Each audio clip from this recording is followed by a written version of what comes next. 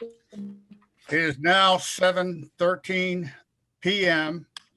on Wednesday, April the 21st. Welcome back. Pardon? April 21st, 2021. This is a remote video conference of the Lost Pines Groundwater Conservation District.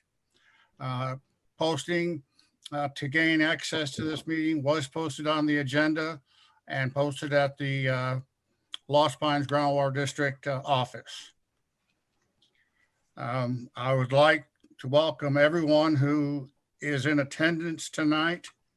I see we have another number of people listed, so it looks like we've got a fairly good audience out there tonight, and we do greatly appreciate you taking time to listen into the affairs of the Groundwater District. The next item on the agenda is public comments. That is an opportunity for anyone to address the board for an item that's not on the agenda. We cannot take action, but we will certainly take it under consideration for potential future action. The Groundwater District did receive one request today to address the board under public comments, and that was Miss Linda Curtis. Linda? Hi there. Can you hear me? Yes, I can. This is very, very brief. I just want to say that all of us who talk amongst ourselves about water and our communities, we're very concerned about you, Mike, when we heard that you had a big operation. Yeah. And I just want you to know how much we all love you and respect you. And we're so glad to see you back so quickly. And I want to say to the other, you are absolutely welcome. Thank you. And to the other board members who are struggling with their health or their family's health, we wish you the best too. That's all I have to say. Have a great meeting. I'll be here the whole time. You made my evening, Linda. Thank you very much. That means an awful lot to me. Thank you. Thank you. Thank you. Is there anyone else who wishes to address the board who didn't get a chance to sign up? Okay, then we will move on to the next item on the agenda. This is item number 4, review and approval of the minutes of the March 17th, 2021 regular board meeting. The minutes were included in your board packet for this evening. And if they're acceptable, Mike, I do, before you accept a motion to approve, I do have one small matter that I'd like to bring up concerning the minutes, and it's item 11. And I'm bringing this up because it pertains to item 9 on the agenda tonight. Before we approve those, I'd like to be able to listen to a recording of the discussion during item 11. I'm not sure that accurately reflects, or I'm not sure that it doesn't either. I just don't know. But I never intended to, what I intended to vote for when I voted for the status quo was really a continuation of the present DFCs of the district. I see no reason to not approve the minutes. You may include a caveat that we may need to revisit that at our next meeting, item 11, that is. I don't know how you want to handle that, but I do question the accuracy of that as stated. Okay. I would, and I'll confer with Natasha, but Natasha, I would think the proper way to address Mr. Cook's request is for him to make a motion with that caveat that the minutes are going to be reviewed, the audio of the minutes are going to be reviewed, and there may be a potential change, or do we just not approve the minutes?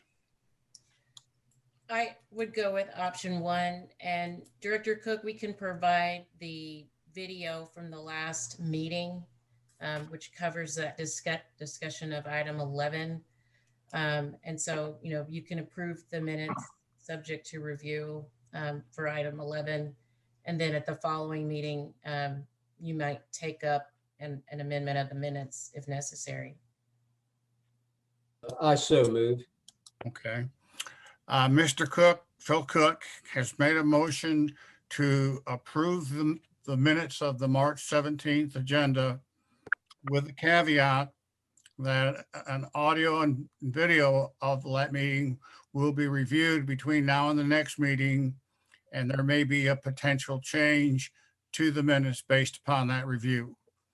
Do I hear a second? A second. Uh, I second.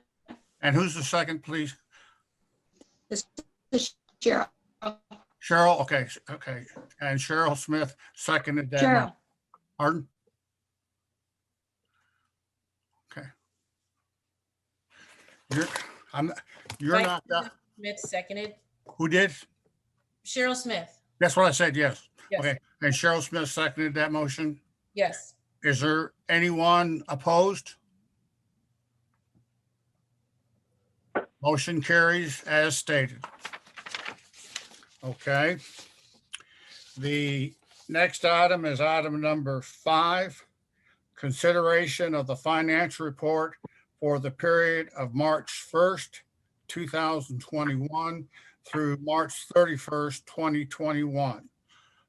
Again, the financials for the month were included in your packet. I will turn it to the general manager to provide a brief overview of our financial status. Jim? Thank you, Mr. President, members of the board. And I'll start with the operating fund balance for the district is currently stood at $320,333.88. Our tax pool fund account stood at $3,557,495.09, giving us a grand total of $3,877,825.97. So far, user fees collected to date, we're ahead of where we would expect to be. We do typically get a lot of prepayments for the whole year from some of the smaller permit holders, but collected to date, we've got just under $400,000 in user fees. We budgeted for 1.3 million, so we've gotten about a quarter of the user fees through the first 3 months of the year. How does that compare to last year at this time? It should be about the same as last year. Okay. Yes, yeah, it should be about the same. We don't see a whole lot of variability in these numbers. Okay. So moving on, moving on to district expenses. This early in the year, everything's tracking where we would expect it to be for this time of year. We don't have any real big expenses that have come in or anything that's really outside of our normal cost functions or expectations. So at this point in time, we seem to be on track, for the year. But again, it's early. Who knows what we're going to see in the the next few months? But the current budget, we seem to be tracking where we'd expect to be on all of our expenses. Okay. Thank you. Does any of the board members have a question on the March financials? If not, I will entertain a motion that we acknowledge acceptance of the March 2021 financial report for the district. Do I hear a motion? Yes, this is Larry Shoddy. I will make that motion. Thank you, Larry. Larry Shoddy makes the motion to acknowledge acceptance. Is there a second? Semaine, second. So moved. Mike Semaine seconded. And is there any questions from the board? Anyone opposed to the motion? Then the motion is accepted, and thank you. The next item is item number 6, consideration of and possible action on a proposed resolution establishing authorization for district's office building project, delegating certain authority and responsibilities to the board building committee, and to the district manager. We did have quite a discussion on this item last month. And I think staff heard many of the concerns that were expressed by the board and reformatted the resolution. And so to kind of review it, Natasha, do you want to review just briefly what you've come up with, or is it for Matt, or is it for Jim? This is a Matt item, President Talbot. Okay, Yes, Matt. sir. All right. You're hiding on me, Matt. I can't find you, so you're hiding. I'm hiding in plain sight. All right. Well, I'm lost. So. Thank you, Mr. President and members of the board. As President Talbot stated, this was before you at the last month's board meeting, and Director Rogers had a couple of points about the organization of the resolution, which have been addressed in a revised version that's in your meeting packets. In addition, the building committee met between last meeting and this meeting to discuss limitations on the general manager's authority. Those can be found in section 4 of the proposed resolution, which is on page 3, particularly related to limits on the general manager's approval authority for change orders with respect to both cost and time. And some additional limitations. I've incorporated those recommendations from the building committee. And again, just to provide a sort of a higher level outline, the resolution is sort of designed to define some parameters with respect to administration of the project contracts for the building project, and hopefully provide for more orderly and efficient administration of those contracts. You'll see section 1 are the board approval items. Those are the bigger issues: design, plan, schedule, budget, contract awards, acceptance of the projects, those sorts of bigger ticket items. And then section 2 are the building committee approval items. Those are the items that would probably require a little bit more study and detail that the committee is able to do between meetings, like schematic plans and bid documents, those sorts of things. And then sections 3 and 4, which I alluded to previously, are the general manager authorization, sort of the day-to-day tasks associated with administering those contracts. So unless anyone has any questions for me on this updated form, I think we're ready to move forward with approving the resolution so that we can kind of have a plan moving forward with the project. Okay. Matt, Thank I you. have one suggestion. I don't mean for this to slow down the approval, and it doesn't substantially interfere with anything at this point. And it's something you can probably make a minor change in if you decide to do something about it. It's on the second page, section 2, matters requiring building committee approval. Mm-hmm. Yes, sir. It has to do with the phrase concurrence of the full membership. What does concurrence mean? Is that unanimous concurrence of the building committee or a majority concurrence? I'm having a little trouble finding it, but Just section 2 itself. It's under the headings. okay, concurrence of the first line there. Yeah. The Of the intent full there, membership of the building committee. Does that mean unanimous or a majority concurrence? the intent would be unanimous. Yes, full membership. Could you include unanimous in there or something? Or if you see a need to, it's a small matter. It's probably never going to amount to anything, but it'd be nice to have that clarification in there. I think. We I can think if we just say, how about putting it in concurrence and then just putting in parentheses unanimous? That works for me. that How's that, Matt? That's fine. That'll work. Okay. All right. Any other questions? Kay? Hey, Matt, thanks for reorganizing this. It sure reads a lot better for me. I really appreciate it. No problem at all. Thank you for the comments. Yes, Matt. Kasha and I always appreciate comments. So Well, you did a good job, Matt, and I appreciate it as well. With all that being said, does any of the other board members have questions? If Mr. not, Chairman, pardon? Mr. Chairman, Samang here. Yes, sir. You know, whatever we do, we're going to have some form of rules that this is meant to provide. But I have a question. Has anybody ever looked at the J. Irwin property in Page? Now, I know we own property, Mm-hmm. but I'm just wondering if anybody's ever looked at that. Would it be feasible for our purposes? Certainly it would be quicker if it would fit us. And I was just wondering if it had been looked at.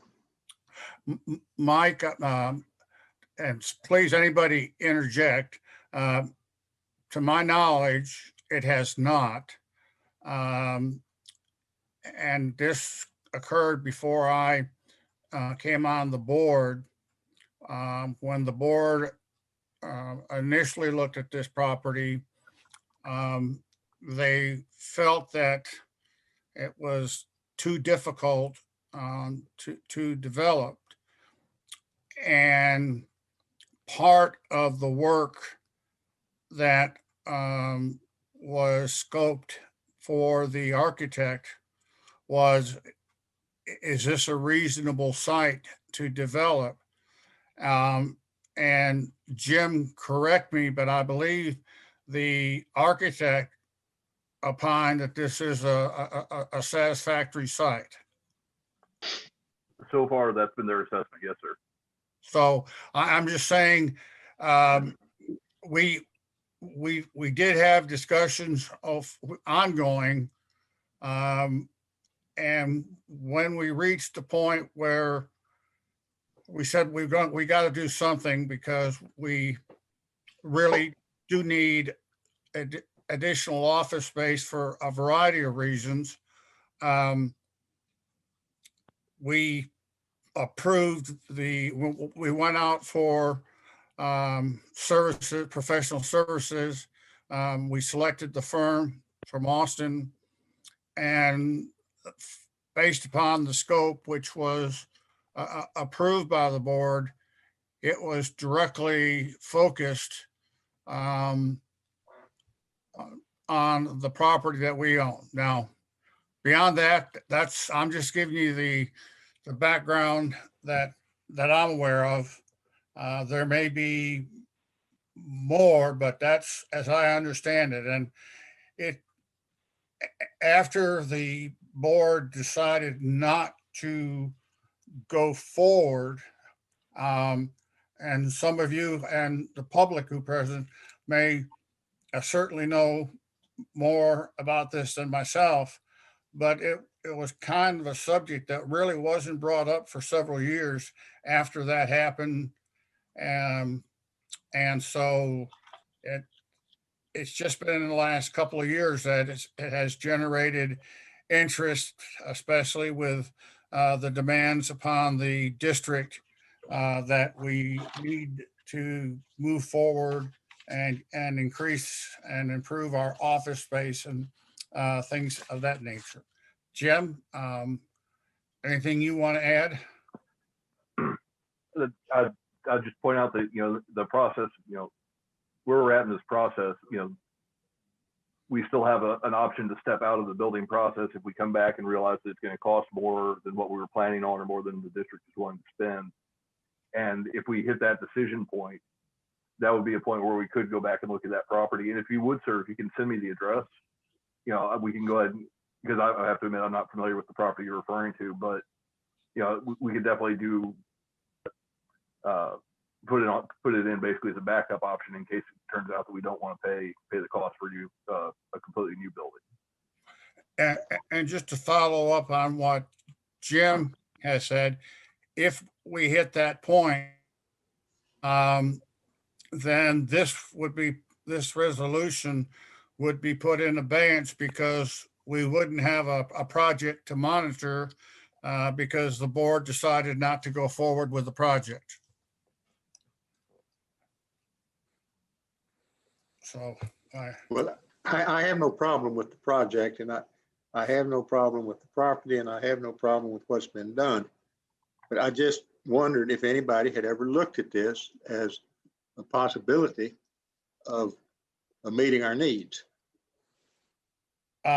Mike, again, some past board members may very well have. I'm not going to represent that property has not been looked at because I don't know.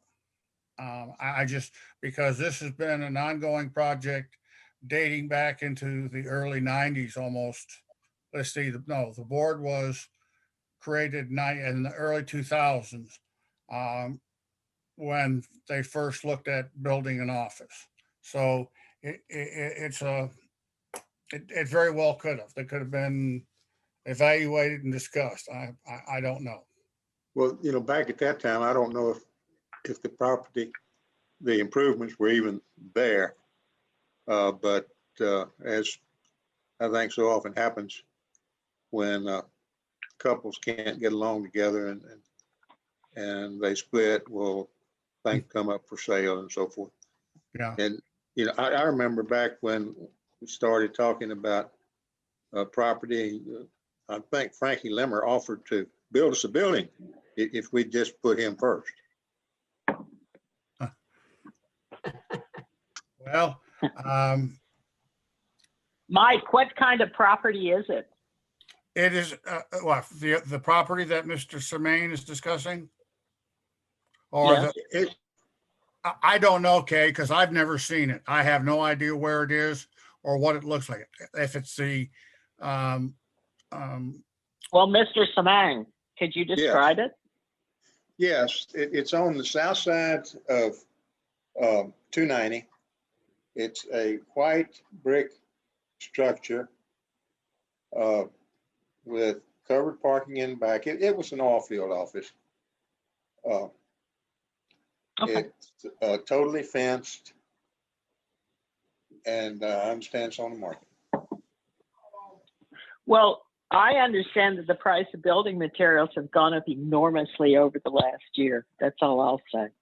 yes, recent report I looked at, Kay, and they're saying in the last 4 months, 5 months, building supplies have gone up 25%.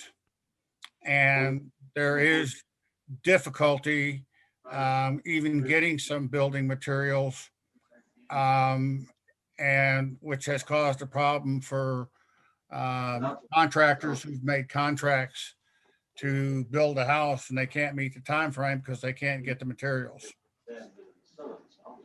Mr. Chairman, this is Larry Shouty. I'm familiar with the place that Mr. Semak is talking about. It looks very nice from the road. I've known a couple of people that have worked in that office and they've all talked highly about it. In my personal opinion, it would be worth checking into. Okay. With that in mind, I really don't think that this resolution is going to affect whether we stay where we're at or if we move to that other site.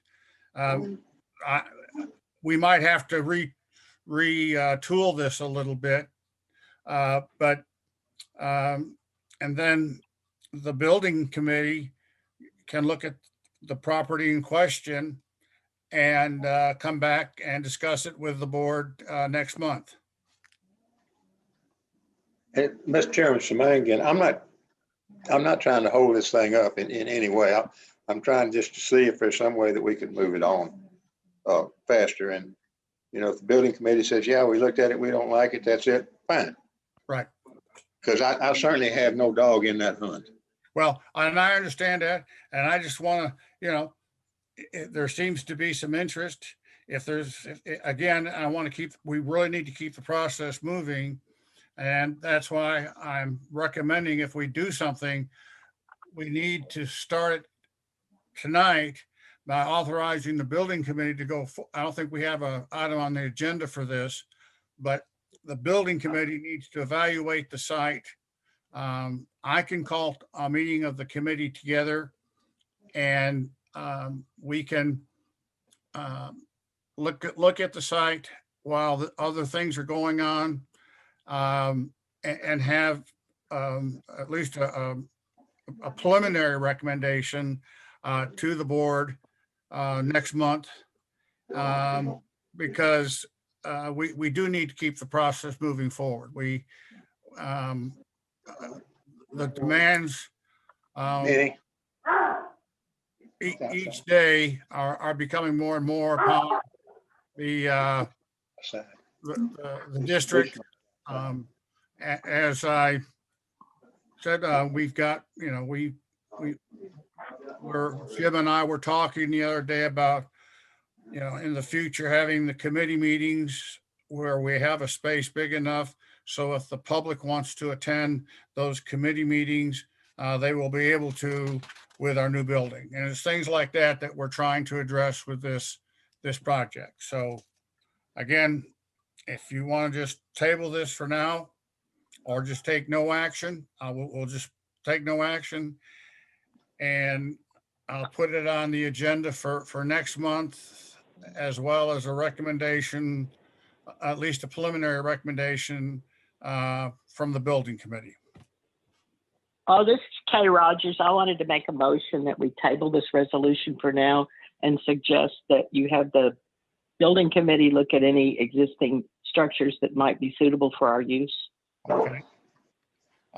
Ms. Kay Rogers has made a motion that this, and I'm just going to insert in this, Kay, that this motion be tabled until the next meeting to provide the building committee an opportunity to look at some potential other sites for the office building project and to bring back a recommendation next month.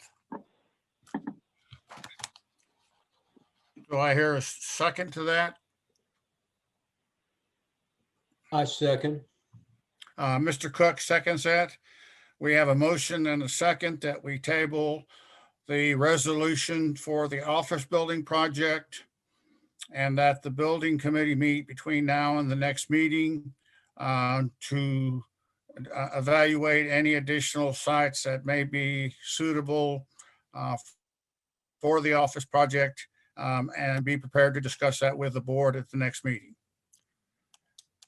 Any questions?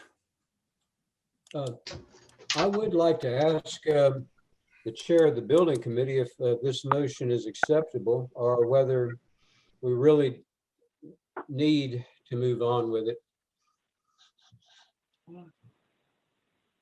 Well, I guess I'm the chair of the building committee per se by caveat. 30 days is not going to hurt us. 6 months is going to be, it's going to put us in a position that we've been in for so long. The inability to move forward on this project. And I don't mind waiting 30 days just to make sure that we've covered everything properly. But at some point, we have to say, we've looked, we've done, and this is our best solution, and we have to move forward. Thank you. I don't have a problem with the 30 days, but we do need to be ready next month to make a decision after the committee reports back to the board. Does that answer your question, Phil? Yes, thank you. Any other questions? Is there anyone not in favor of this motion? This is Fleming. I'm not in favor. I'm opposed. Okay, one opposition. Any other? Got it all. Okay, the motion passes with Director Phil Cook, Director Kay Rogers, Director Carl Steinbach, Director Cheryl Smith, Director Herbert Cook, Director Larry Shoddy, Director Billy Sherrill, and Director Mike Semaine in favor. Anything else? And now I've lost. Done. What is?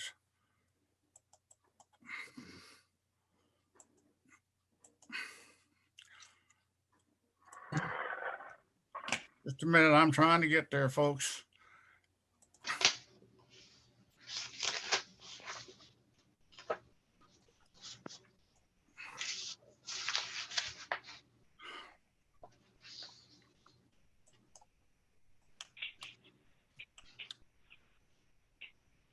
Mike, is there something that we can send you? There you go.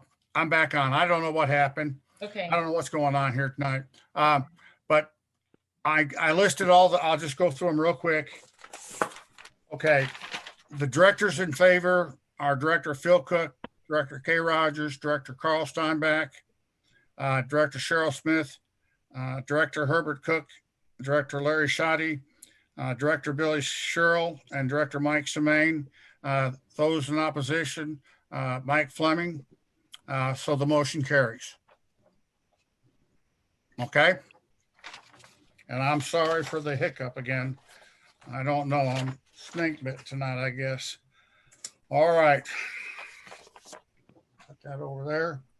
The next item, item number 7, a presentation by the city of Bastrop regarding its plans to develop the well field at Excess Ranch in Bastrop County. I believe Mr. Trey Job is here tonight to make a presentation. Trey? Yes, sir. Thank you, Mr. President and board, for having me.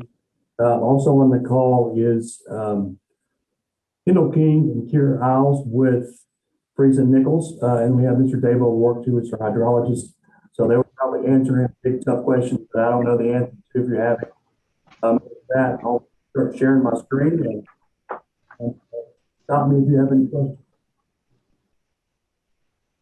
Mr. Job, you're breaking up pretty bad for me. I don't know of the others, but Yes. I had a hard time understanding it. Trey, you're really breaking up bad. I'm getting that from all the board members, and you are. Okay, is this any better? That's better, yes. Okay, I was just thanking everyone for letting me be here tonight.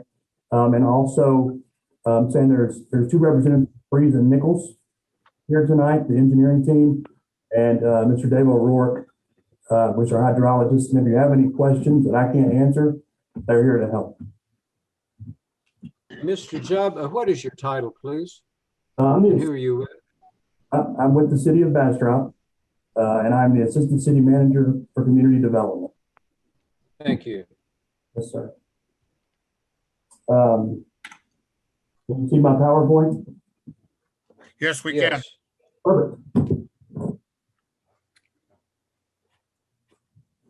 So just to give you a little background on the existing system, and some of you are familiar with this. This has been a long time coming. So, but we're at capacity nearing peak demands on a regular basis in the summer. If you're familiar with our current wells that are near the Colorado River, several of them are under the influence of the Colorados. They're buoys, and particularly it can impact the water quality, right? And it can also impact, they're very drought, impacted really easily by drought conditions. If you recall the 2018 oil water notice that the city of Austin had to put out due to the flood in central and west Texas, we actually, there was quite a bit of silt in the river at that time. We saw it coming downstream. We ordered some filters because we are a GUI. It requires to be filtered and treated much like groundwater, much like surface water. And we actually burned up an entire year's worth of filters in about a month due to the turbidity. So we really want to get away from that, and that's part of the reason tonight we wanted to make sure we gave you an update on what's going on. Mike Talbot, I'm having a hard time understanding him. Okay, Trey, we're still having some problems communication wise. See what we can do here. Thank you, Kay. We're trying to, I'm afraid to touch anything because I may never see you again if I touch something here. I'm happy to dial in on the phone as well. Does that sound better, Kay? I guess so. I'll Okay. just, maybe he can't talk quite so fast because it's Okay. just real blurry. Just slow your cadence down just a little bit. I will certainly slow down. I'm sure several of you are aware, especially from the area, Bastrop's population is seeing quite a bit of growth here. And you can look at this slide and see we're expecting a 4% growth annually. And we basically based our assumptions on historical demand, which is about 2 times the average daily flow when we have a high peak. And you can see here in this slide where we expect the demand to be by 2044.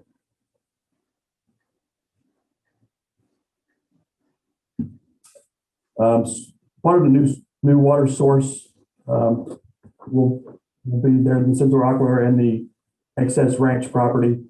And what that's going to do is meet our long-term water supply, make sure we have a robust and reliable system. It's going to help us be drought resistant. And it's going to support those future development goals and ensure long-term water for the city of Bastrop. Some of the project components it will be 3 additional wells for phase 1. And you can see those on the screen here. Well J is drilled and permitted. We're talking about adding for phase 1, wells 1, 2, and 3. It's not an exact location, but it's pretty close. And that is going to be phase 1, which puts us again at about max capacity at 6 million gallons a day. It will also be, the plant site will also be built to treat iron and manganese. There'll be a transmission pump station for the to bring the water here to the current, what's known as the Willow site now. And then we'll have a wastewater lift station there to take the waste from the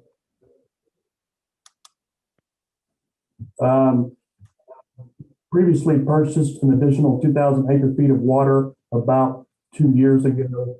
Again, well J is complete, not in production, and we are considering, like I said, iron and manganese removal. The city actually has is permitted for an additional 1,613 acre feet of water at our current Bob Bryant water plant.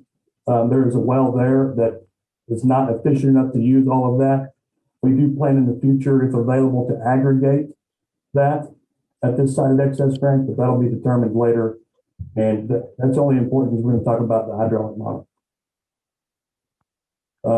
So we utilize the latest groundwater modeling, and we ran the model at that 7,600 acre feet per year.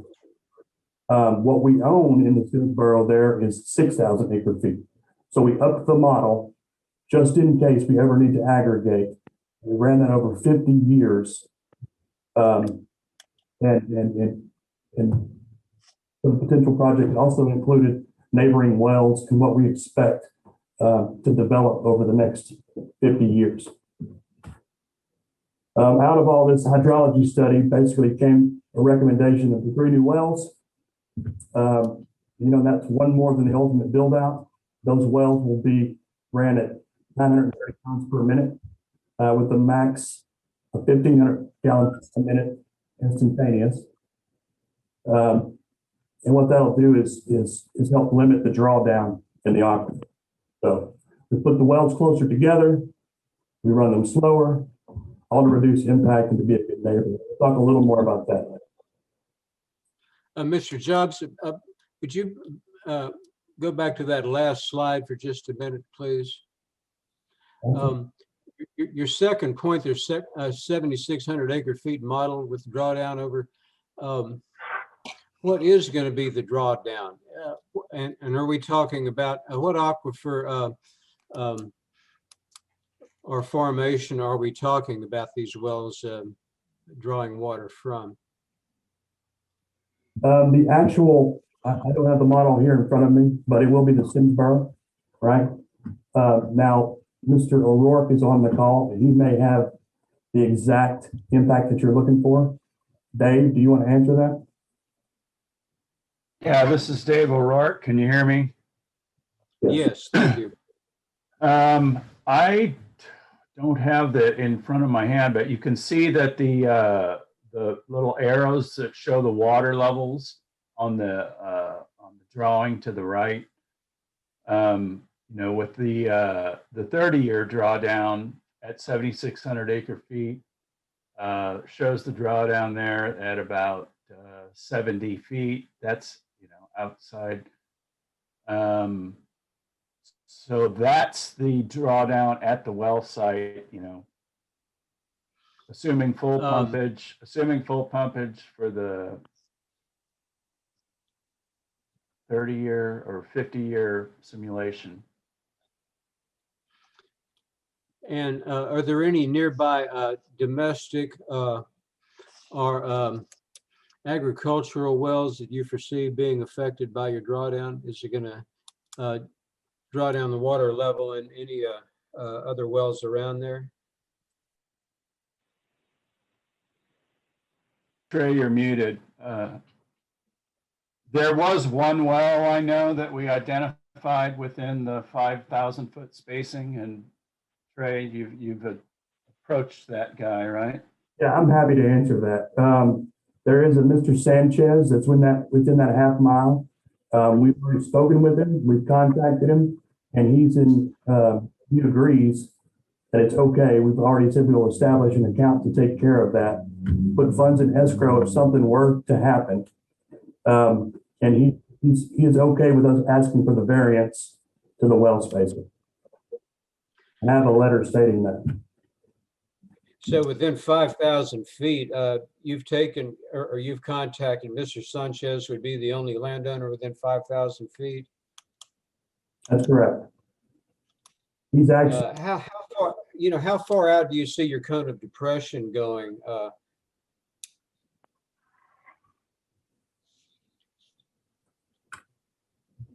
David, you want to take that one? Yeah, again, I should have it open, but on the outcrop side, you know, to the west, it will have no significant impact whatsoever. On the city side, you know, there will be drawdown that will, you know, reach as far as the aqua wells, which are the nearest municipal wells. And we are aware of the proposed LCRA project. Our drawdown, you know, will extend in that direction. The total drawdown, Trey, if you want to keep on with your proposal, I'll look it up while we're moving along here. Yeah, that's acceptable. I'll continue. All right. Hey, Phil, can I ask you a question? This is Kay Rogers. Approximately where Sure. are these wells located? Because I am on a phone. I am not on a screen. Trey, can you describe that better? I see your map, but it doesn't include the city of Bastrop, so I can't quite locate it. At the intersection of 1441 and 95, to the west of that, running about a half a mile towards Elgin, off to the west is where those are. I think that, Is it near Sayers Road? yes, This is Sayers Road. Is it on Sayers Road? no. It's just Okay. north of Sayers Road. Okay. Yeah, it's about 2,000 feet north. Okay, thank you. If you're familiar with the area, and I know you are, Ms. Rogers, it's the street lines up with the gravel pit right across at Sayers, and you go straight north.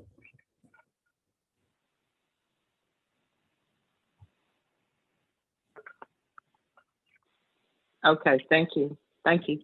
So again, the goal here, and we've talked to the neighbors, and we want to talk a little more about being a good neighbor. But one of the conditions of this original permit, and not everybody was on the board at this time for Well J, actually required that we put up a mitigation fund in case something like this happened. And we've agreed to continue that practice with all the neighbors that are within the 5,000 feet. We've contacted them as well. So again, the goal is to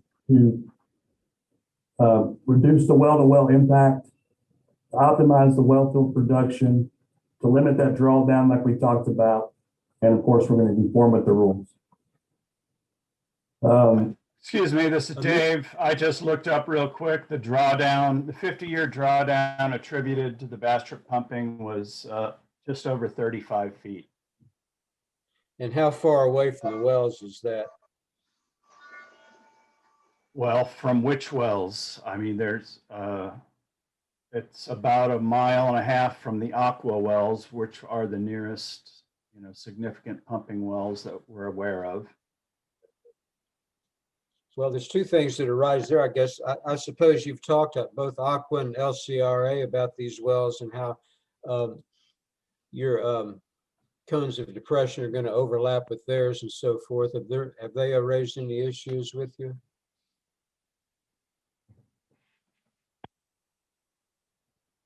Trey, that's you. I certainly haven't spoken to those people. Yeah, certainly. So Aqua is familiar with what's going on. I have not spoken to LCRA.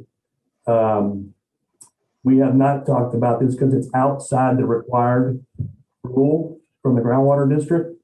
But I'm certainly happy to do that. Right? They're going to be notified just as we are when they decide to pump their wells. So, but to answer your question, I have not directly spoke with anyone at LCRA. Hey, Trey, David Fleming here. Excuse me just a second. Mr. President, is it prudent to go ahead and let Trey do his presentation and then ask questions? Yeah, let's do that. The presentation. Yes. Just write your questions down as Trey goes through, and then we can get this going and wrapped up and get the questions to Trey. Okay? Thank you, David. That's fine. I'm almost done, I promise. I won't keep you long. I know everybody's recovering. So, again, the wells are located here in Bastrop County, and they're really here to serve the citizens of Bastrop. We talked a little bit about that mitigation fund, and we're going to continue that practice with any of the neighbors. Again, we plan to space those wells out to make them to reduce offsite impacts as much as possible. That's something we've already taken into consideration in the design. We'll no longer be taking water from the Colorado River, which we think enhances the river's ecosystem.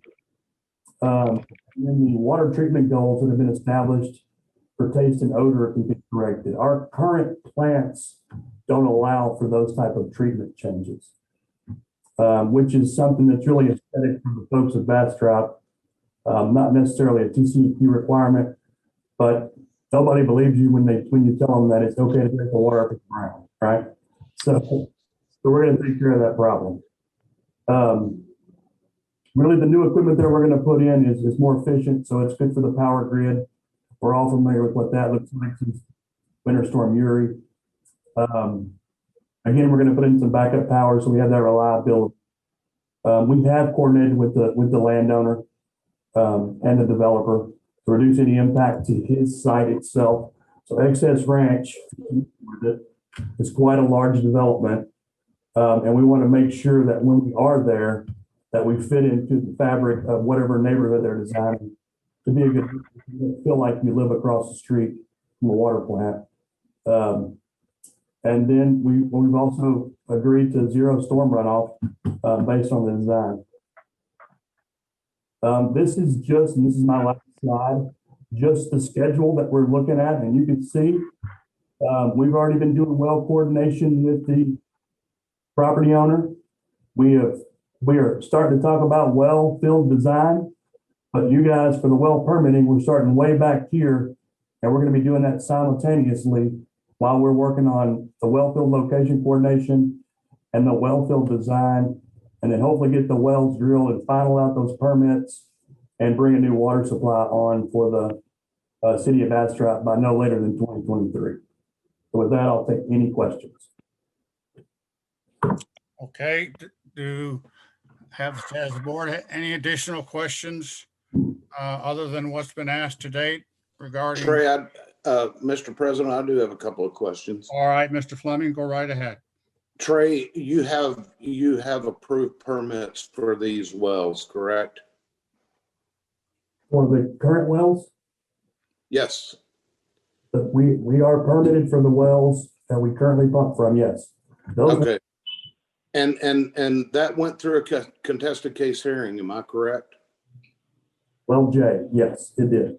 Okay, and the ALJ, your wells were granted with all of these conditions basically that you've put in your presentation, correct? Absolutely correct. Okay, that's all I wanted to know. That's what I thought. Trey, very nice job. I'm done, Mr. President. Okay, thank you, David. Is there anyone else that would like to talk to Mr. Job regarding? I have a question, Mike. Okay, go right ahead. Trey, about what do you estimate each of these wells will cost? Total, I don't have the estimate in front of me. But the additional is about 13 million, I believe. Is that for each well?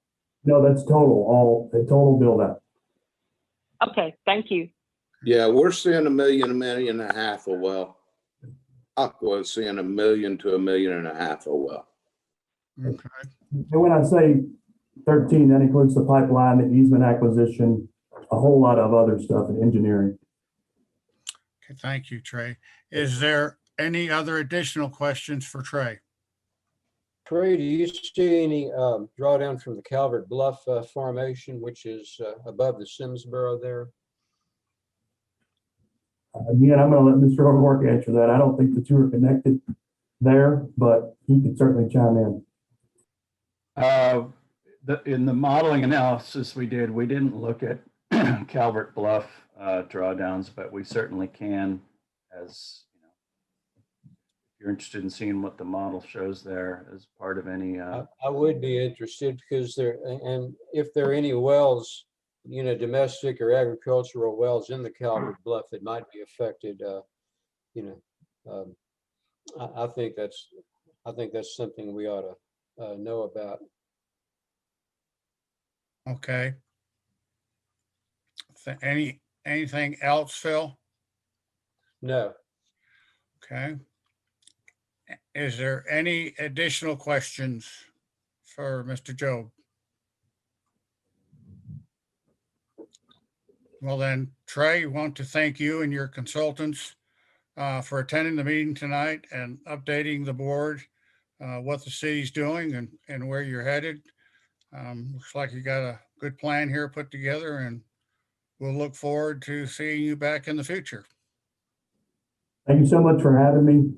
And I do appreciate it. It's good to see everybody. And again, when you're ready for those in-person meetings and you don't have that building built, we're still got a place for you here in City Hall. So we're ready when you are. Look forward to seeing you. Okay, thanks, Trey. Good night. Bye. Good night. All right. The next item on the agenda this evening is consideration of and possible action regarding one, the request of the Gatehouse Water LLC for no increase amendment to special condition number 8 of the operating permit for District Wells number 5933122, 5933123, 5933217, 5933409, 5933410,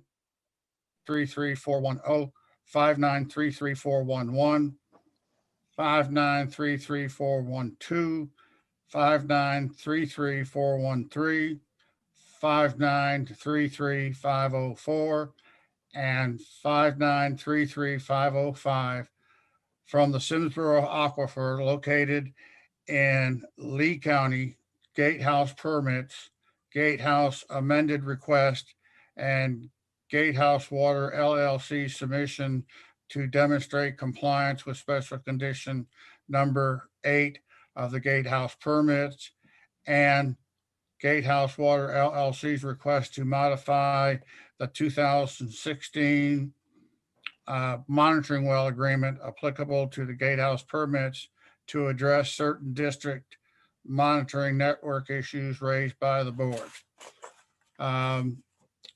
Natasha, do you want to present this item to the board, or whom do you wish to, if not, whom do you wish to present this item to the board?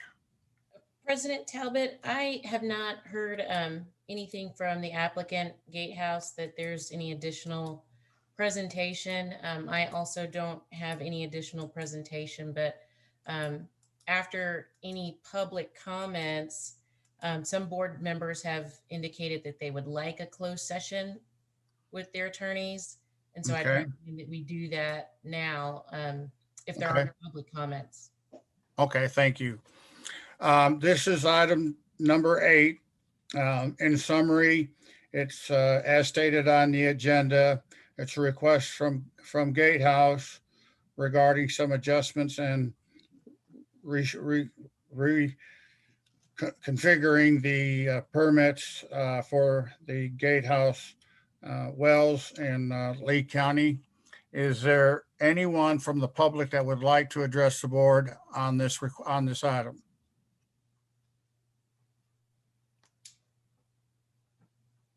Hearing no request, then the board will adjourn into executive session at 8:10 p.m.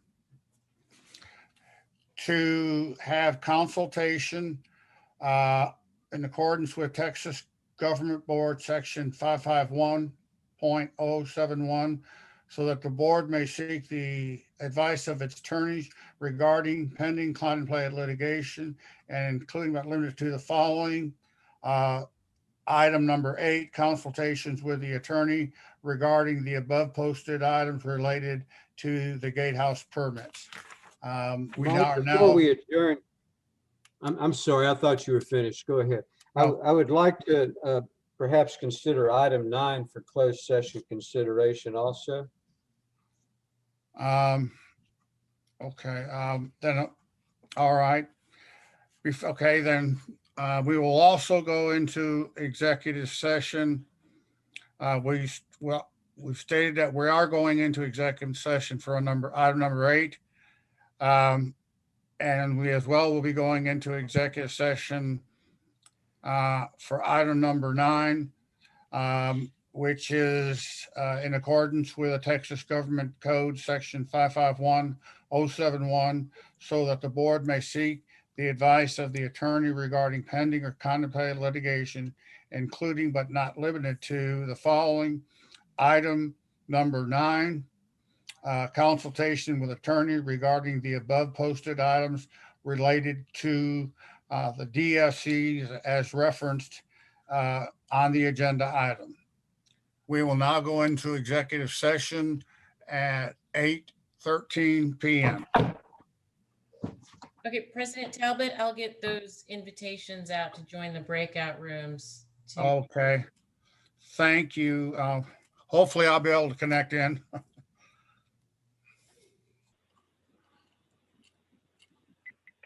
Natasha, it shows you are the host, Yes. so you're back. Can you hear me, Yes, Mike? I can hear you very Okay. well, Kay. Thank you, Mike. You bet. Can everyone else hear? Good. Okay, Carl Steinbach. okay. Then we will reconvene back into regular session at 9:09 p.m. And the board, I believe, wishes to take some action regarding item number 8 at this time. Mr. President, I would ask for the attorneys to give us a recommendation. Okay. President Talbot, I recommend that the board meet with Gatehouse and enter into informal discussions and consider amendments to the operating permits and monitoring well agreement to add additional monitoring in Lee County to address drawdown concerns in the best interest of Lee County wells and aquifer. That's my recommendation. Mr. President, I so move. Okay, we have a motion. Is there a second? I second the motion, Carl Steinbach. Okay, we have a motion by Director Fleming and a second by Director Steinbach that the board enter into informal discussions with Gatehouse to look at the various documents and to informally discuss those documents to see if something can be achieved for the good of the community. Is there anyone in opposition to that motion? I'm not in opposition, but that was very good, Mr. President. Okay, thank you. Anyone else? Anyone opposed to the motion? Okay, the motion is approved. We will now move down to item number 9. And at 9:11 p.m., we will adjourn into executive session on item number 9 to consult with the attorneys regarding the above posted item, discussion and possible action to provide guidance to the district general manager and district hydrologist on the desired future conditions, DFCs, being considered by Groundwater Management Area 12 and its member groundwater conservation districts. So we are now going back into regular session. I mean, executive session, my apologies. Okay. Okay, Director or President Talbot, give me a moment and I'll get this set Okay, up. I understand. Totten, Yes, sir. my iPad died. I'm sorry.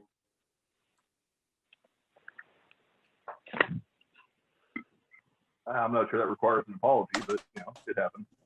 Not sure that requires what? An apology. Oh, I'm sorry. I got kicked out because it went dead. Okay, so since President Talbot had to get off because he had exceeded his sitting time frame, President Smith, whenever you're ready to proceed, we can go back into open session. Okay. We're now going back into open session at 9:46 p.m. Do we have, so we are 9 people or do we have 8? Let's see. 3. No, we've got I'm 9. Vice President Cheryl, Okay. Smith, my After iPad died.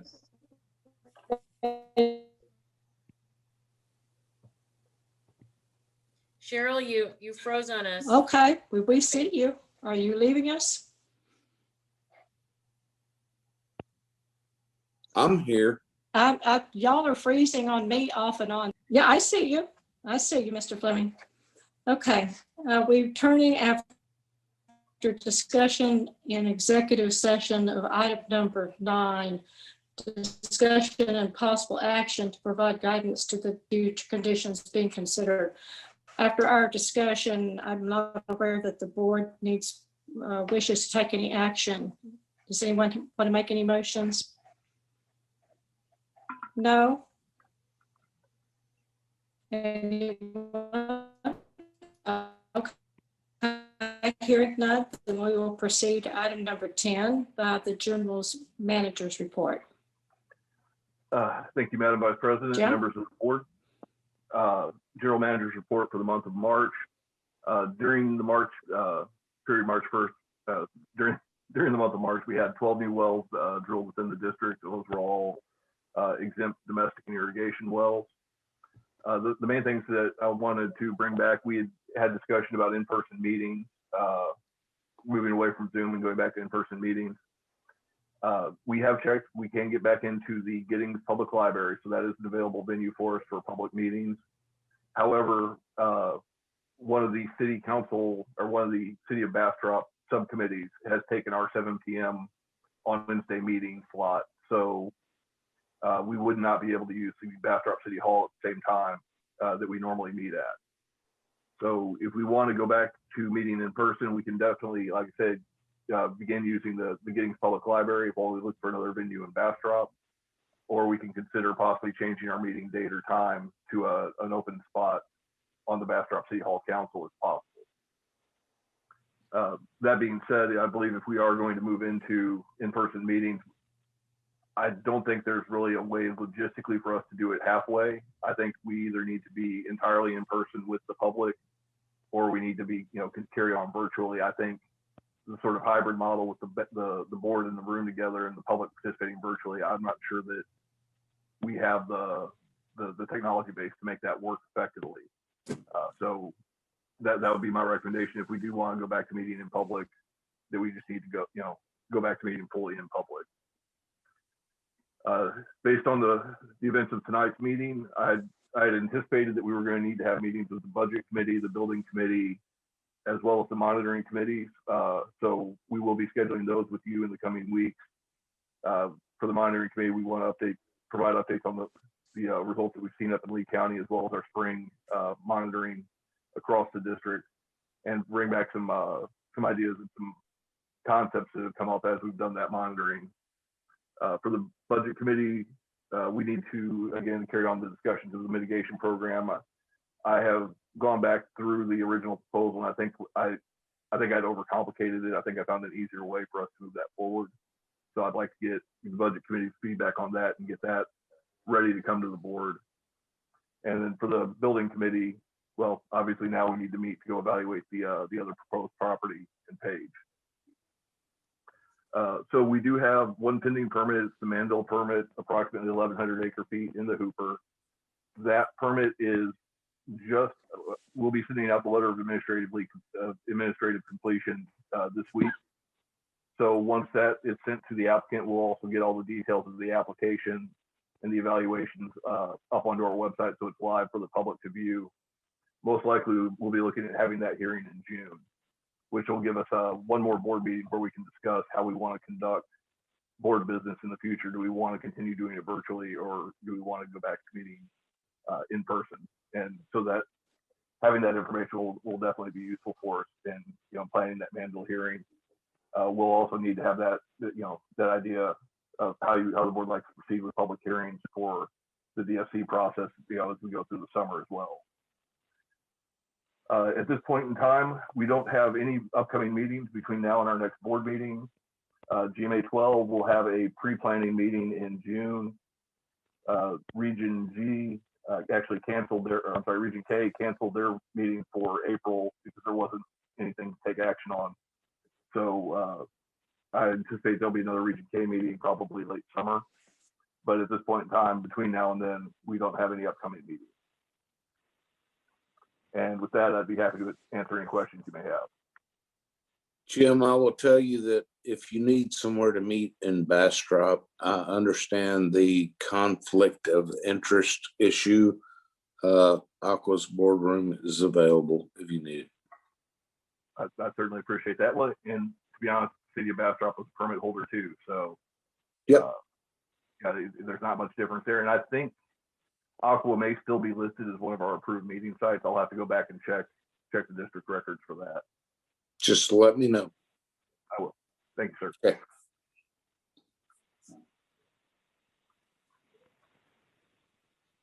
Is that the end of your report, Jim?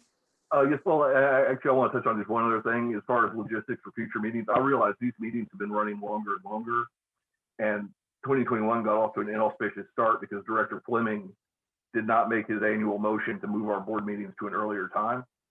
So something else that we may want to consider at the next meeting as we talk about how to carry on our meetings, you know, as we come into the post-pandemic era, is do we want to look at possibly starting at an earlier time?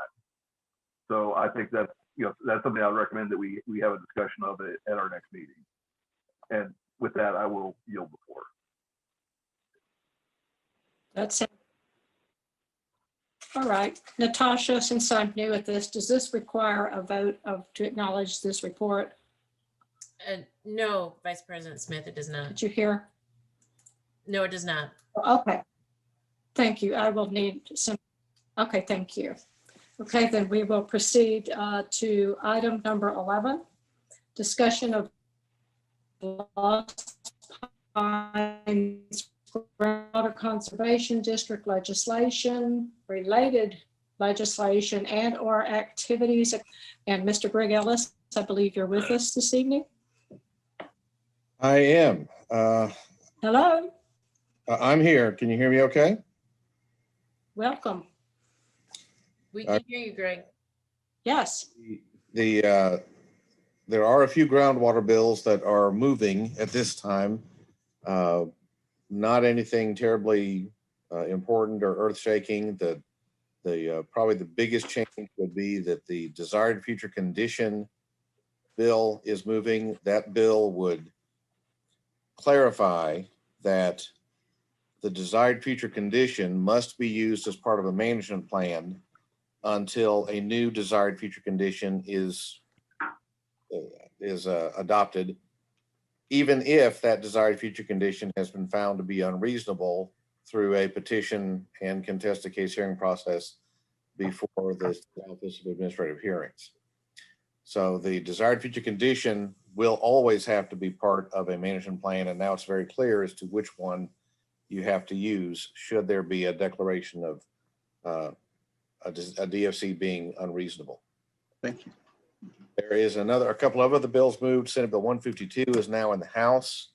It has not yet been set for hearing in the House. That bill does 4 different things, one of which is changing the attorney's fees provision from a shall recover to a may recover. It's my understanding that Chairman King and other members of the House Natural Resources Committee are opposed to that particular provision. So I don't know if the plan is to strip that from Senate Bill 152 and send it back, or just not hear the bill, or hear the bill and not pass it out of committee. We'll have to find out as the weeks progress here, which track they're going to follow. But I don't think that provision will survive the House committee. There are other bills, a number of other bills dealing with local government, open meetings, open records provisions that some are moving, some are not, some are being tacked on to other bills. We just today saw a bill, I'm trying to look up the number real quickly. We just today saw a bill pass that deals with open meetings, and it would allow districts, local governments to continue to meet remotely if they so choose, but with certain limitations. It also requires that those meetings be broadcast on the internet, and it now requires that they would include certain information on their websites as they, such things like their budget and their audits, a few things like that, all of which is already open information, but would then have to be put onto the district's website. That bill has passed the House. It has passed out of the Senate committee and should be heard on the Senate floor shortly. I don't think it makes any earth-shaking changes, but I think it's something we definitely need to watch and be aware of as it comes out of the session. If it meets with the governor's approval, those are some changes we're going to have to implement sometime between now and September. Finally, I want to mention a bill that passed I believe it passed the Senate today, and it is a bill that deals with let me get my bills confused. This is the one that has to do with cybersecurity. It's a bill that is in the Senate and was amended on the Senate floor in Senate committee to include a number of other items. And last session, they passed this cybersecurity provision that required all employees and elected officials to be trained on cybersecurity. This bill would include, for the first time, appointed officials. So it's possible it would include the members of this board that were skipped over last time because you're not elected. But it adds in a provision that says you only have to take the training, at least right now the bill says you only have to take the training if you spend at least 25% of your official time with access to the district's cyber information, whether it be the website or their database. I think it's probably unlikely that would apply to individual board members of this board, but it's going to be hard to tell. And I think probably the better part of valor here is to go ahead and get the cyber training. So if the bill passes, we'll be passing along what these new requirements are. Our recommendation to you would be to go ahead and go through the training. It doesn't take very long right now. The Texas Alliance of Groundwater Districts website has a training program available, and you can take their training. I don't think it costs anything to the district. There may be, because the district is a member of TAG, I don't think it costs anything. And it doesn't take that much time. So while it may be that you can still claim an exemption because of the amount of time or lack of time that you spend working with the district's cyber facilities, it probably is not a bad idea to go ahead and get the cybersecurity training anyway.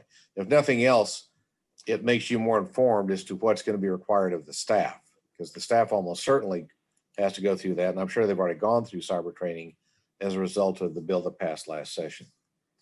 So that really is all that's moving this time. Another issue that doesn't affect this district because you're not elected, but will affect everyone around you, is the redistricting issue. And I've just found out not long ago that it now appears the data is not going to be available from the Census Bureau until September 30th. And that will almost certainly require pushing back the filing deadline for the 2022 elections. It will also very likely push back the deadline for holding the 2022 primaries from March to likely sometime in June. I don't know if that's going to happen via legislation or if that's going to happen via some lawsuit. As we do with the redistricting every single time we go through this, there will be a lawsuit filed. I can promise that. In fact, there probably will be several lawsuits filed.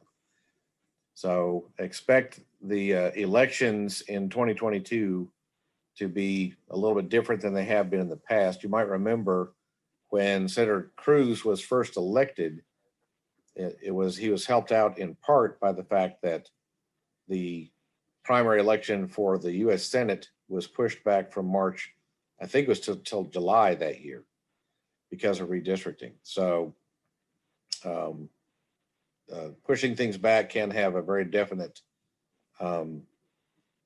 impact on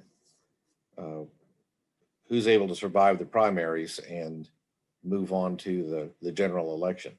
I don't think that this will affect the general election, other than the districts are going to have to be redrawn, and we're going to see rural Texas lose a lot of representation.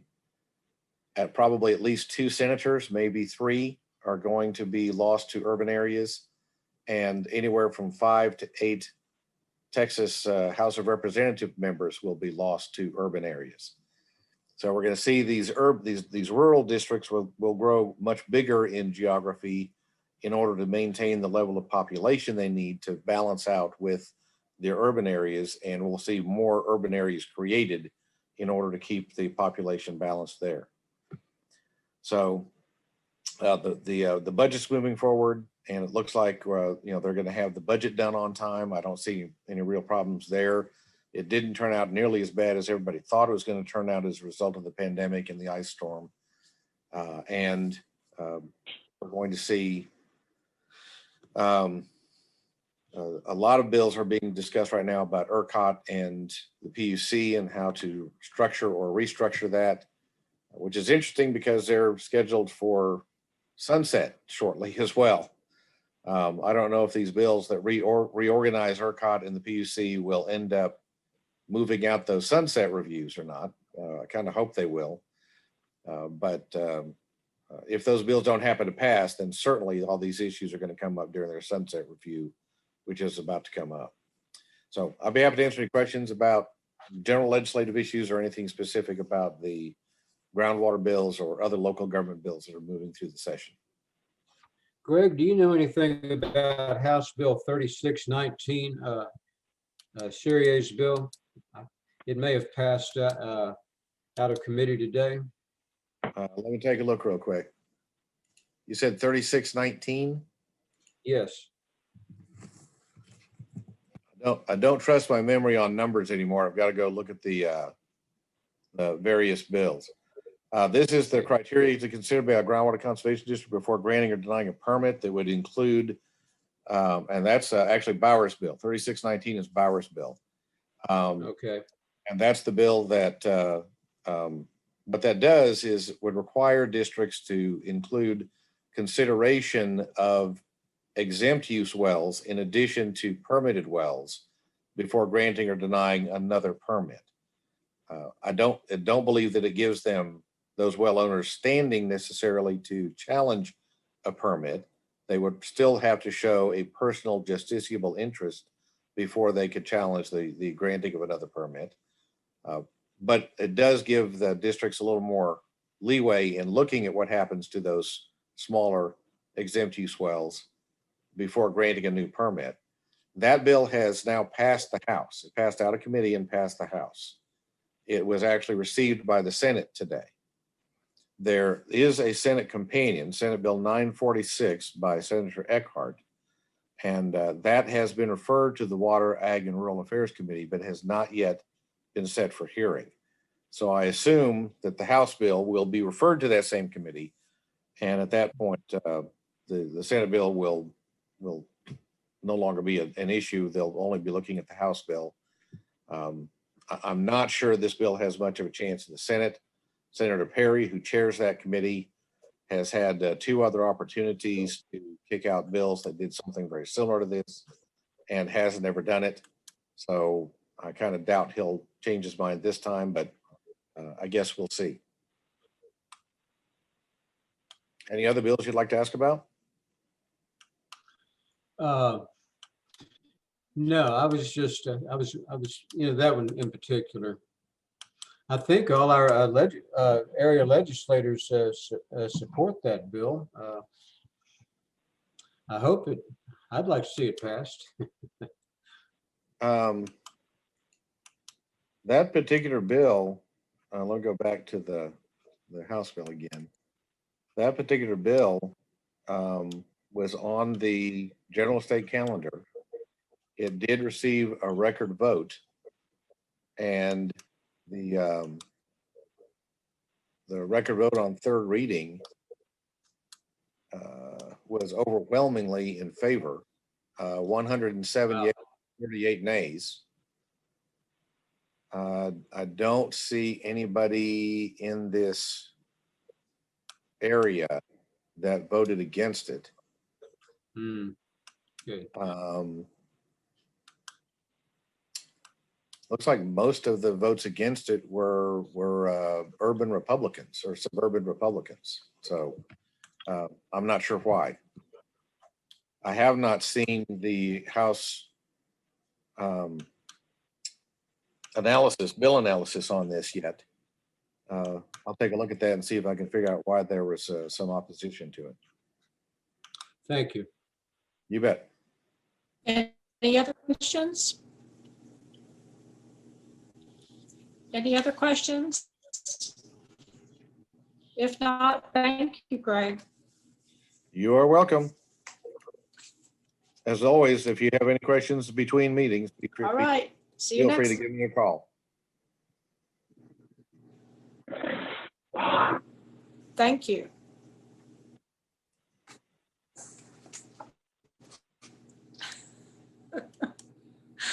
Okay.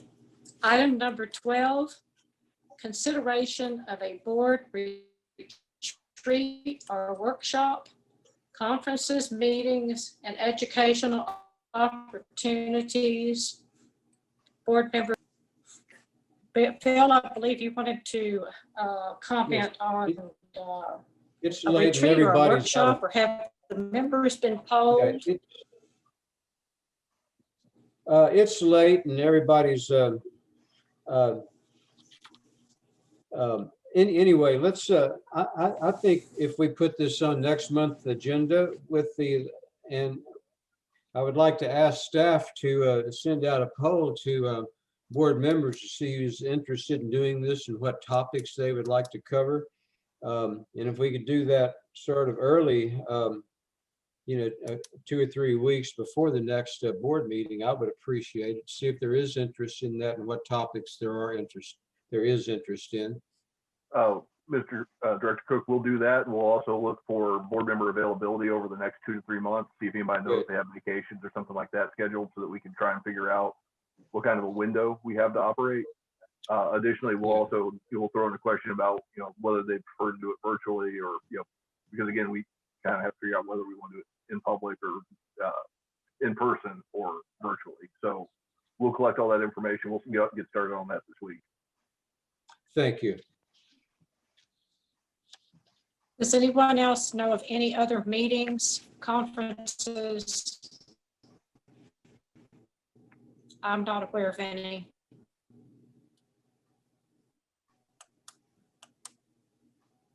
No? I'll go to item number 13, consideration of agenda calendar and events. Does anyone have anything they would like on the agenda? Or any other events? President Smith, Samang here. I don't know if this is where this goes or not. Yes. But I would sure like to get back to regular meetings as soon as possible. This, to me, these virtual meetings just are not working as we have seen in this meeting, the technical problems that we've had with the equipment and so forth. I don't think that we get a fair read on the people who are interested and who come to the meetings. We can't see them if they have something to say. And I just would like to try to get back to personal meetings as soon as possible. I think it would be to the benefit of the organization. I believe Jim is already underway and doing the research and what's available. Are you ready to perhaps that you can make a recommendation before the next meeting? I would like to add, Jim, Jen, you might look at Cleveland Electric headquarters at the meeting site. So, I mean, I'm not sure how far, we can check and see if we can get into we know that getting public library will let us in. We can check into that. Do you want to try and do that for our next meeting, or do you want to, I guess, it's a question of, do you want us to try and push to have the, May meeting in person at the Giddings Public Library? Or if that's not feasible, then we can do it virtually while we, pursue an option for the June meeting. Is that the? I would like to see us meet at the Giddings Public Library if we can. In the meantime, look into these other sites as to get them designated meeting spaces, especially if we could do Blue Bonnet. I think it'd be a good place. Okay, we would have to have a board action to designate Blue Bonnet as a meeting spot. So first we have to confirm its availability, and then we'd have to have a board meeting where we add that as an approved meeting place. So yeah, if we could do that at the next board, if it's available, if we could put that on next month's agenda for discussion, possible action, we might be able to, have another place besides Giddings by June. Absolutely. Yeah, Jim, could we also put on the agenda to talk about starting the meetings at 6 o'clock? Yes, ma'am. We can have that as part of our discussion as well. Or can you drive me home from Giddings at 11 o'clock? I agree. Yeah, our meetings have been running significantly longer. I think this might be a good time to evaluate starting earlier. So yeah, we can certainly have that discussion next month. Okay. Now, President Talbot also told me he was going to be calling the executive committee together to discuss some of this as well. Okay. So you might want to get some feedback from Mike on what he's thinking. Absolutely. I suspect I'll be getting a call from him first thing tomorrow morning. All right. I'm sure you will. Okay. All right. That ends the items, and it's time to adjourn unless anyone has anything further this evening. If not, we are adjourned at 10:13.